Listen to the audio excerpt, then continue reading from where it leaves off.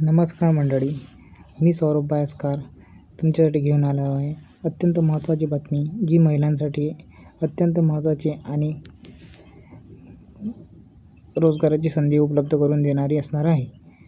तर बघूया ही माहिती समोरप्रमाणे आहे। अमरावतीतील 300 महिला चालविणार गुलाबी ई-रिक्षा।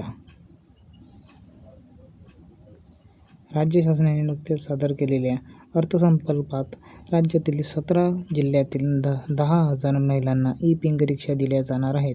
त्यात अमरावतीचाही समावेश आहे। 10,000 ई-पिंक रिक्षांपैकी 300 लाभार्थी ही अमरावती जिल्ह्यातून निवडले जाणार आहेत।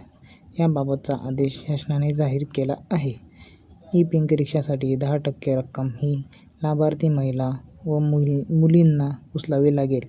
म्हणजे या योजनेसाठी महिला ते मुली दोन्ही योजनेचा लाभ घेऊ शकतात।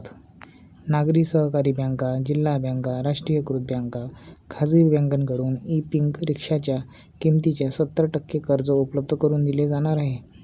या बँकांकडून आपण 70% कर्जसुद्धा उपलब्ध करून घेऊ शकतो। राज्य शासन 20% आर्थिक भार उचलणार आहे। तसेच म्हणजे राज्य शासनापासून आपल्याला 20% अनुदानसुद्धा मिळणार आहे। तर कर्जाची परतफेड ही पुढील 5 वर्षात करण्याची जबाबदारी लाभार्थीची आहे। आपल्याला ही कर्जाची परतफेड ही पुढील 5 वर्षात करण्याची लाभार्थ्याची जबाबदारी आहे। महिला व मुलींना सुरक्षित प्रवास करता यावा, नोकरी तसेच रोजगाराच्या जास्तीत जास्त संधी उपलब्ध असलेल्या अमरावतीसह निवडक 17 शहरात इच्छुक महिलांना रिक्षा खरेदीसाठी अर्थसहाय्य व चालविण्यासाठी इतर सोयीसुविधा उपलब्ध करून दिल्या जातील। इच्छुक महिला ई-पिंक रिक्षासाठी जिल्हा महिला व बाल विकास अधिकारी यांच्याकडे अर्ज करावे लागणार आहे। याची पात्रता आपण पुढील प्रमाणे पाहून घेऊ। अशी आहे या योजनेची लाभार्थ्याची पात्रता। योजनेच्या लाभासाठी ऑनलाईन अर्ज, लाभार्थ्याचे आधार कार्ड, पॅन कार्ड, महाराष्ट्र राज्याचे अधिवास प्रमाणपत्र, कुटुंब प्रमुखाचा उत्पन्नाचा दाखला, वार्षिक उत्पन्न हे 3 लाखापेक्षा कमी असणे गरजेचे आहे। बँक खाते पासबुक, मतदार ओळखपत्र, रेशन कार्ड, चालन परवाना हा अत्यंत महत्त्वाचा आहे। महिलांसाठी चालक परवाना हा काढून घेणे महत्त्वाचा आहे। ही लाभार्थी महिलाच चालविणार असल्याचे हमीपत्रसुद्धा याच्यात देण्यात यावे।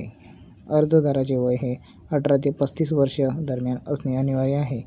जिल्हाधिकाऱ्यांच्या अध्यक्षतेखालील समिती। सदर योजनेअंतर्गत लाभार्थी निवडीसाठी जिल्हाधिकारी यांच्या अध्यक्षतेखाली समिती गठीत केलेली आहे। यामध्ये समितीचे अध्यक्ष स्वतः जिल्हाधिकारी राहणार आहेत। तसेच अध्यक्ष म्हणून परिवहन अधिकारी, उद्योग, ऊर्जा व कामगार विभागाचे अधिकारी, महिला आर्थिक विकास महामंडळ, जिल्हा समन्वयक, नागरिक बालक विकास प्रकल्प अधिकारी व सदस्य सचिव म्हणून संबंधित जिल्हा महिला बाल विकास अधिकारी राहणार आहेत। पुरुषांनी चालविल्यास कार्यवाही। ई-पिंक रिक्षा ही महिलांसाठी राबविण्यात आलेली योजना असल्यामुळे महिलाच ही रिक्षा चालवू शकते। महिलेकडूनच चालविली जाणारी ही योजना आहे। याबाबतची तपासणी करण्यासाठी जबाबदारी वाहतूक नियंत्रक, पोलीस विभाग आणि परिवहन विभागाची राहणार आहे। ई-पिंक रिक्षा पुरुष चालविताना आढळून आल्यास संबंधितांवर कारवाई करण्याची तरतूद आहे। त्यामुळे ही रिक्षा पुरुषांनी न चालवता फक्त महिलांसाठी ही योजना राबविण्यात आलेली आहे।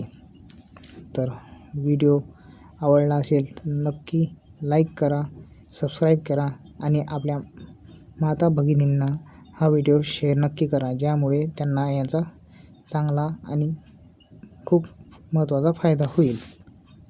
धन्यवाद मित्रांनो।